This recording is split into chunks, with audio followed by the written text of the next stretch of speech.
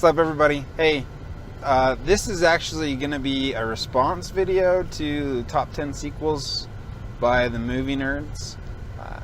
I really like watching your guys' video. Tom, it's been way too long since we've seen, talked. Anyway, I thought I'd throw this out there just to see if you guys watch it. Great, thanks for watching. I'll throw my list in the comments, but I'm gonna do a response video with my list. I had a list of 14 that I really liked, that I really wanted to include in this list, but I had to throw out 4 because it's the top 10, but I'm going to tell you what the bottom 4 were, just because. Number 14, Rocky 2. Number 13, Rambo, First Blood, Part 2. Number 12, Ghostbusters 2. I had a hard time knocking that one down. And number 11 was Star Trek 2, The Wrath of Khan. So I had a hard time knocking those far off the list, but I'll go with my top 10. Number 10, Dawn of the Planet of the Apes.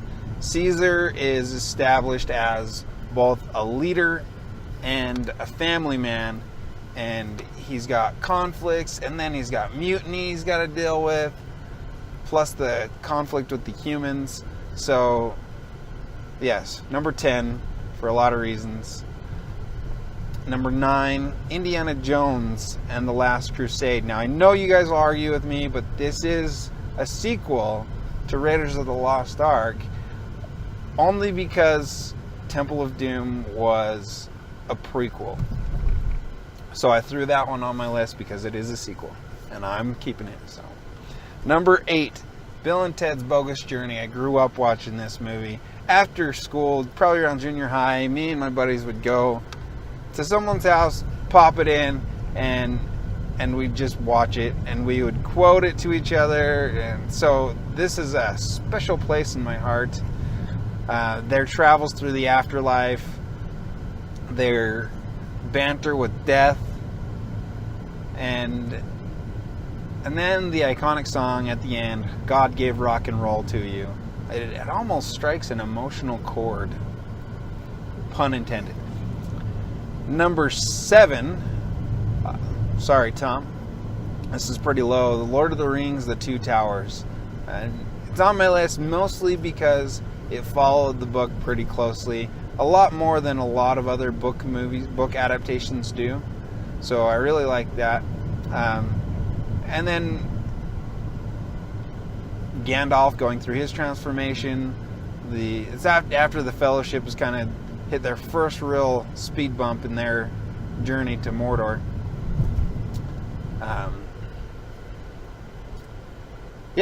Number 6. Sorry, I had a big list, but Toy Story 2. Toy Story 2 had a lot of adult humor. It had a lot of kid humor. The chemistry between the characters is starting to really work. And then Woody has an identity crisis. He always knew who he was. He knew what his purpose was. And then he has his identity crisis, which he overcomes, which is great. Number 5, Captain America, the Winter Soldier. I liked Captain America, the First Avenger, but it didn't really explore the abilities of Captain America, and this one does. This one really starts to open your eye to what that super soldier's serum could do, and it reestablishes Captain America's, or Steve Rogers anyway, his commitment to truth, justice, and the American way, more so than Superman. Hate to say it, I know you guys both had Superman 2 on your list. It's not on my list anywhere. But Captain America, the Boy Scout. Number 4, Back to the Future Part 2. Back to the Future Part 1, we go back in time. We see Marty's family. We see Doc Brown developing his time machine and helping Marty get back to the future. Back to the Future Part 2, we go to the future. More McFly family drama, but You get to see all the cool tech that could have been in 2015. We're now 3 years later, and most of it doesn't exist.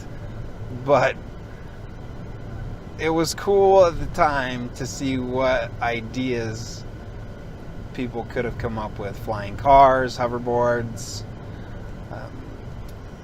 dust-resistant paper.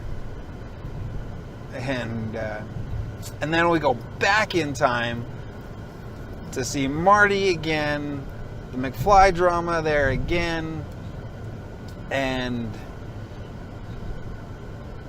Biff. You see Biff get beat up again. Pretty great. And hit another manure truck with his car. So, all the things I liked about the first, some of them magnified, but then the idea of being able to see into the future really, that took it home for me. And the chemistry between Marty McFly and Doc Brown is great. Number 3 is The Dark Knight. Batman's established as this boogeyman to the criminals. Working with Jim Gordon to try to take down organized crime. Working with the DA. Seeing Harvey Dent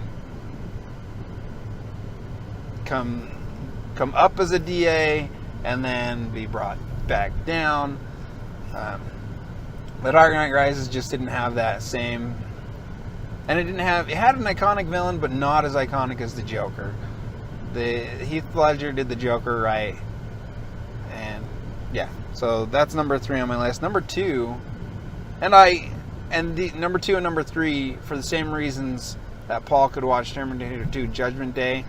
This one's number 2 on my list. I could pop that movie in. I could walk in on somebody watching the movie, and I could watch both The Dark Knight and Judgment Day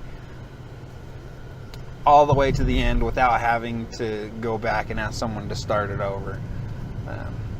They're that iconic. Terminator 2 Judgment Day, I grew up watching this. Mostly the TV edit, but the first time I saw it without edits, I was blown away.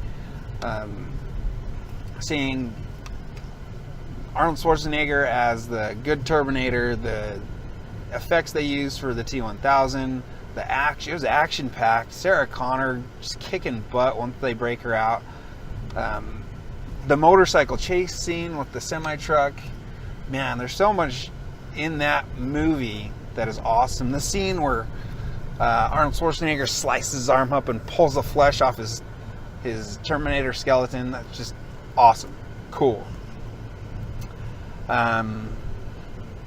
Number 1, again, grew up watching it, so nostalgic, is The Empire Strikes Back. For a lot of the same reasons that, Tom, you have this as number 1, I think. Anyway, this is my number 1. And nostalgia.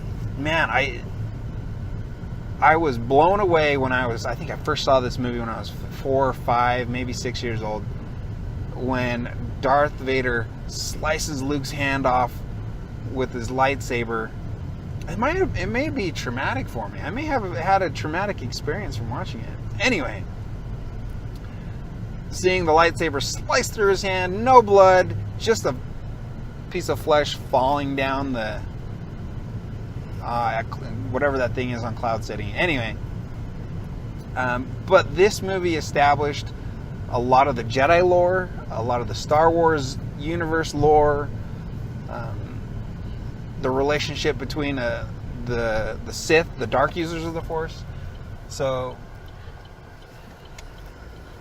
a lot of the Star Wars universe was established just from this movie. And again, Tom said a lot of movies copy the format of The Empire Strikes Back when they do sequels. And I think all of the Phase 2 of the Marvel Universe, somebody lost a hand or an arm as an homage to that scene where Luke loses his hand. So, anyway, I'm going to post this list in your guys' comment section, but I'm also going to post this video on YouTube. If you guys watch it, thanks. You guys are fun. I would love, if we had time, if you guys had time, or if you thought this was of any value, I would love to geek out with you sometime. if our schedules can match up, or if we're ever in the same location. I know I'm remote. I'm pretty far away from where you guys are, but yeah, I would love to geek out with you. If it doesn't work out, fine. This will be my one real geeky video that I'll post in response to your guys's. So, thanks guys.